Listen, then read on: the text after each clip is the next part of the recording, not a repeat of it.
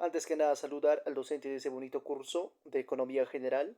Soy Wilbertito González, alumno de la Universidad Tecnológica del Perú, y hoy día voy a presentar y exponer mi informe final en el curso de Economía General. Y justamente el tema que he seleccionado son los fenómenos económicos en la década de los 80, en, los, en la década de los 10 años más terribles que ha pasado en nuestro país. Y justamente para presentar ese trabajo o el desarrollo de ese trabajo voy a analizar el desarrollo económico en Perú desde los inicios y de alguna otra manera cómo se manejó la economía en la crisis en la década de los 1980, donde Perú de alguna otra manera enfrentaba una grave crisis económica, caracterizada más que nada por una alta inflación, por un déficit fiscal y una deuda externa muy creciente. Y justamente en este informe voy a analizar claramente el fenómeno económico de hiperinflación y su relevancia en la historia económica de nuestro país. También analizar lo aprendido en las diferentes secciones que hemos llevado, en las diferentes sesiones que hemos tenido en ese bonito curso y explicar el análisis de fenómenos económicos, sus causas, sus consecuencias, relacionarlo con teorías económicas que nosotros hemos aprendido en el aula. Y justamente acá tenemos lo que es la parte de resolución de las preguntas y su análisis, y justamente determinar y de alguna manera el desarrollo de qué escuela económica con la que de alguna otra manera se relaciona ese fenómeno económico de los años 80 en Perú. Y justamente para ello vamos a contextualizarnos. Como sabemos, las escuelas económicas en Perú que han influido son la escuela cepaliana. Justamente esa escuela económica se basa en la idea de la Comisión Económica para América Latina en ese tiempo más o menos, en CEPAL. Fue influyente. ¿Por qué? Porque en la política económica peruana, en la década de 1950 a 1960 más o menos, tenía esa influencia, ¿no? Y también podemos analizar lo que es la escuela neoliberal. Esa escuela económica se basa en las ideas del liberalismo económico y fue también influyente en la política económica peruana en la década de los 1990, como sabemos bien claro, es pos a lo que estamos hablando justamente de la década de 90. Pero también hay que centrarnos o contextualizarnos lo que es la escuela keynesiana, cuando tenía su influencia. Justamente la escuela económica keynesiana se basa en las ideas de John Maynard Keynes, como sabemos, y su influencia en la política económica peruana fue en la década de 1960 a 1970. También lo que es la escuela marxista, esta escuela, justamente escuela económica, se basa en las ideas de Karl Marx y fue influyente en la política económica peruana en la década de los 1970 y 1980, donde de alguna otra manera se influyó o se gestó lo que es la crisis económica, ¿no? Y justamente acá tenemos lo que es la escuela institucionalista. Esta escuela económica se basa en las ideas de la economía institucional y fue influyente en la política económica peruana en la década de 2000, más que nada. Pero nosotros analizando justamente más o menos qué escuela económica con la que se identifica esa crisis económica, yo identifiqué como escuela económica predominante, que es la escuela institucionalista, fundada justamente por Torsten y John Commons, se enfocan en la importancia de las instituciones y la cultura de la economía, ¿no? Justamente la economía institucionalista se relaciona con los fenómenos económicos de los años 80 por varias razones justamente, y acá les voy a dar las razones. Primero, lo que es la inestabilidad institucional. Justamente como sabemos, en el año 1980, Perú de alguna otra manera experimentó una gran inestabilidad institucional con frecuentes cambios de gobiernos, primero, y una debilidad en las instituciones democráticas, y la escuela institucionalista enfatiza la importancia de las instituciones y la estabilidad política para el crecimiento económico. Y otro sería crisis de la deuda externa. En la década de 1980, como sabemos, Perú enfrenta y enfrentó ya venía enfrentando una grave crisis económica, grave deuda, también grave crisis de la deuda externa, que se debió en parte a la falta de instituciones financieras sólidas y también a la inestabilidad política.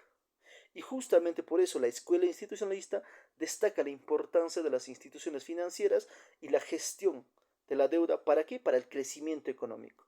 Y ahora también otra causa, otra razón, reformas estructurales. Como sabemos, en la década de 1980 digo, Perú implementó una serie de reformas estructurales como lo que es la privatización de empresas estatales y la liberación del comercio. Por ello, justamente esa escuela institucionalista enfatiza la importancia de las instituciones y la gobernanza para el éxito de las reformas estructurales. Y también podemos analizar la influencia en la política económica, porque la escuela institucionalista ha influido en la política económica del Perú de varias maneras, lo que son las reformas institucionales, desarrollo de infraestructura. ¿Por qué digo desarrollo de infraestructura? Porque la escuela institucionalista ha influido en la implementación de proyectos de infraestructura en Perú, como la construcción de carreteras, puertos, etcétera, ¿no? Y también el fomento de la inversión privada. La escuela institucionalista ha influido en la implementación de políticas. ¿Para qué? Para fomentar lo que es la inversión privada en Perú, como la creación de zonas de franjas y lo que es la implementación de incentivos fiscales. Y nosotros también acá en la segunda parte explicaré lo que es los conceptos de economía que hemos estudiado en las secciones anteriores en nuestra clase. Justamente en conceptos microeconómicos podemos indicar cómo los beneficios ambientales, el análisis de costo-beneficio y todo ello influyen también en lo que es en esa crisis en los años 80 justamente, ¿no? Y también lo que es con los conceptos macroeconómicos, el creciente económico que se logra sin comprometer la capacidad de la generación de futura para, ¿qué? Para satisfacer sus propias necesidades. Y justamente genera con ello lo que es el desarrollo económico, lo que es la economía circular, todo ese tipo de cosas. Y justamente acá voy a analizar desde la perspectiva macroeconómica el fenómeno económico en los años 80, justamente. En el contexto macroeconómico, en la década de 1980, Perú enfrentaba una serie de desafíos macroeconómicos, influyendo lo que es la inflación alta. ¿Por qué? Porque la inflación en Perú había aumentado significativamente en la década de 1970, alcanzando un pico de 65% en 1980. Y justamente también lo que es el déficit fiscal, el gobierno peruano había acumulado un déficit fiscal significativo que financiaba lo que mediante la emisión de moneda y la deuda externa. Y justamente también la deuda externa, la crisis energética, y también acá vemos lo que son las políticas económicas implementadas, por ejemplo, lo que es el programa de ajuste de la estructura, privatización de empresas estatales, liberación comercial, etc.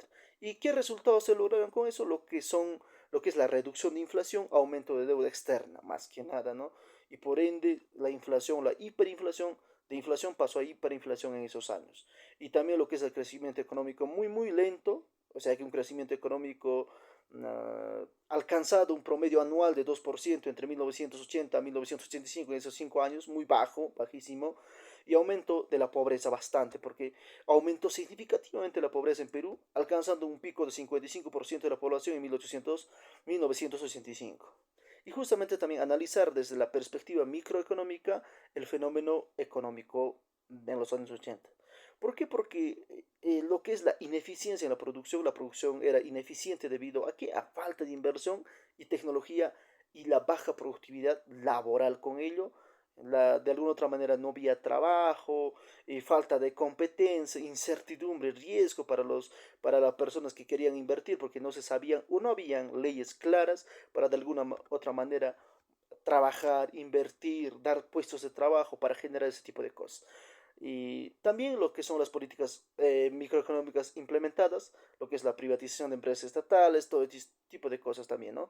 Y los resultados de ello también lo que es el aumento de la eficiencia, porque con todo lo antecedente han aprendido, entonces de alguna otra manera era necesario aumentar lo que es la eficiencia, la competencia y lo que es la inversión. Y como conclusión diría que el fenómeno económico de los años 80 en Perú se caracterizó por una serie de desafíos microeconómicos, incluyendo lo que es la ineficiencia en la producción, lo que es la falta de competencia y la incertidumbre y el riesgo. Como sabemos, como hemos dicho anteriormente, las políticas microeconómicas implementadas por el gobierno peruano, como la privatización de empresas estatales y la liberación del comercio, aumentaron la eficiencia y la competencia en los mercados, pero también aumentaron la desigualdad y la pobreza en el país. Y también en otra conclusión podemos decir que en los fenómenos económicos de los años 80 en Perú se caracterizó justamente por una serie de desafíos macroeconómicos, lo que es incluyendo la inflación, inflación alta, lo que es el déficit fiscal y la deuda externa. las políticas económicas implementadas por el gobierno peruano, incluyendo el programa de reajuste estructural y lo que es la privatización de empresas estatales, tuvieron resultados mixtos, aunque de alguna u otra manera se logró reducir la inflación y aumentar la eficiencia en la economía y la deuda externa. Por eso continuó aumentando y el crecimiento económico fue lento. Además, la pobreza en Perú aumentó significativamente durante ese año. Por ello, para que no pase ese tipo de cosas, creo que es bueno hoy en día plantear reformas económicas más influyentes, más productivas y pensando siempre en el tiempo, porque nos tiene que durar más tiempo. Muchísimas gracias